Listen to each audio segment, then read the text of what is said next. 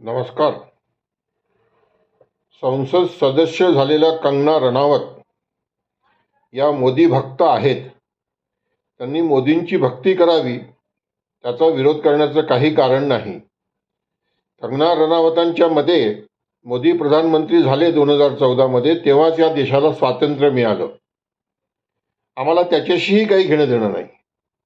पण कंगना रनौत असं म्हणतात की मोदी हे ताकदवर मुख्यमंत्री आहेत, ते लोकहिताचं काम करतात आहेत आणि पंजाबचे शेतकरी त्यांना त्रास देतात आहेत आणि पंजाबचे शेतकरी हे बलात्कारी आहेत. याच्यापेक्षा शेतकऱ्यांचा, अन्नदाता शेतकऱ्यांचा अपमान काय असू शकतो? नरेंद्र मोदींना आणि भाजपच्या नेत्यांना आणि RSSच्या नेत्यांना ते मान्य आहे की मान्य नाही मला माहिती नाही.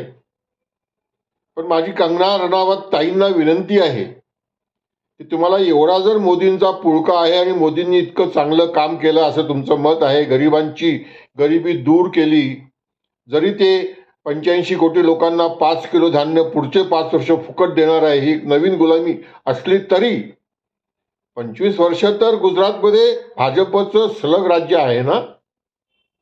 मग या 25 वर्षात गुजरातच्या हिंदू आदिवासी शेतमजुरांची मजुरी किती वाढवली हे तरी सांगण्याकरता कंगना रनौतांना मी माझ्या गावात चाय पे चर्चे करता आमंत्रण देतो आहे.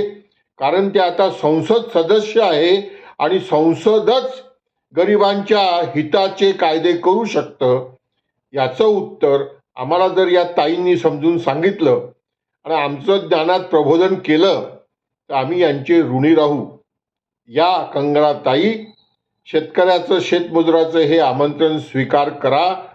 धन्यवाद. नमस्कार.